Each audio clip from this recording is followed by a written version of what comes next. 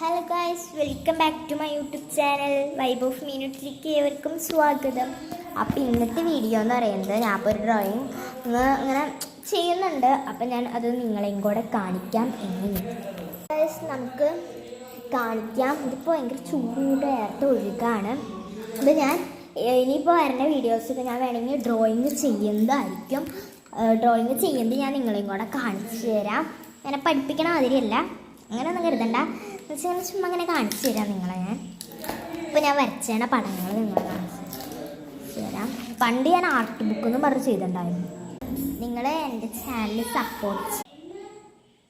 നിങ്ങൾ സപ്പോർട്ട് ചെയ്യുമെന്നുള്ള ഒറ്റ വിശ്വാസത്തിലാണ് ഞാൻ ഇതൊക്കെ ചെയ്യുന്നത്. നിങ്ങൾ ഒരു കാര്യം ശ്രദ്ധിച്ചാൽ ഈ ഡ്രോയിങ് ചെയ്യുമ്പോൾ LMD എന്ന് വെച്ചാൽ ലൈറ്റ്, മീഡിയം, ഡാർക്ക് ഇത്രയും ശ്രദ്ധിച്ചാൽ മതി. അങ്ങനെയാണെങ്കിൽ നിങ്ങളുടെ പടം സൂപ്പറായിരിക്കും. അതിൻ്റെ ഡേറ്റൊക്കെ ഇട്ട് ചെയ്യും. ഞാൻ കളേഴ്സ് ഇങ്ങനെ മിക്സ് ചെയ്യുന്ന കളേഴ്സൊക്കെ ഞാൻ ഇങ്ങനെ എഴുതി വയ്ക്കും.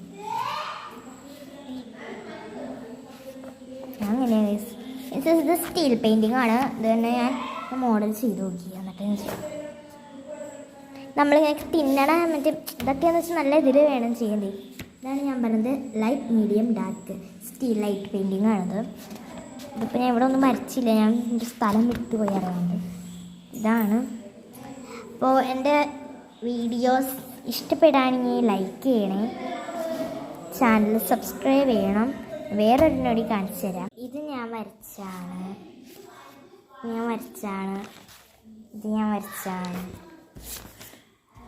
ചുമ്മാ ഇരുന്നപ്പോൾ വരച്ച ഇതൊക്കെ ഞാൻ വരച്ചാണ്. ജോമെട്രിക്കലാണ് ഞാൻ ഇനിയും വരയ്ക്കാറുണ്ട്. കുറേ വരയ്ക്കാറുണ്ട്. കലമ്പി ഇനിയുള്ളതൊന്നും നിങ്ങൾ കാണണ്ടേ. ഇത് ഞാനൊരാളെ കക്കാശിനെ ഞാൻ വരച്ചിട്ടുണ്ട്. അങ്ങനെ കുറേ വരയ്ക്കണോണ്ട് എനിക്ക് എത്ര കളേഴ്സ് വാങ്ങിച്ചു തരാൻ പറഞ്ഞാലും എനിക്ക് വാങ്ങിച്ചു തരാണ്ടിരിക്കില്ല. ഇത്രേ ഉള്ളൂ ഇന്നത്തെ വീഡിയോ. ഇനിയും വീഡിയോസൊക്കെ വരുന്നതായിരിക്കും. എൻ്റെ ചാനൽ സപ്പോർട്ട് ചെയ്യുക. എനിക്ക് കൂടുതൽ ഇഷ്ടം വാട്ടർ കളറിനോടും പെൻസിൽ ഡ്രോയിങ്ങിനോടുമാണ്. എനിക്ക് ഭയങ്കര ഇഷ്ടപ്പെട്ട ഇതാണ്. എനിക്കൊരു മൂഡ് വേണം ഡ്രോയിങ് ചെയ്യുന്ന സമയത്ത്. എനിക്കൊരു മൂഡ് വേണം. അല്ലെങ്കിൽ അല്ലാതെ ചെയ്ത് കഴിഞ്ഞാൽ എനിക്ക് ഒരിതുണ്ടാവില്ല, ചെയ്യാനുള്ള ഒരു മൂഡൊന്നും ഉണ്ടാവില്ല. ഇനിയിപ്പോൾ വരുന്നതിന് ഇനി ഞാൻ ചെയ്യാൻ പോകുന്ന ഒരു പിക്ചർ സ്റ്റോറി ബുക്കാണ് എനിക്ക് ചെയ്യണമെന്നുണ്ട്. നല്ല ആഗ്രഹമുണ്ട്.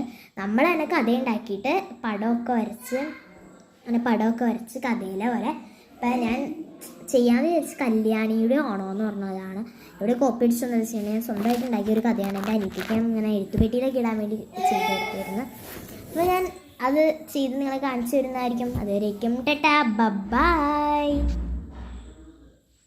Have a nice day. എല്ലാവരും കിടന്നുറങ്ങിക്കോളൂ. ബൈ.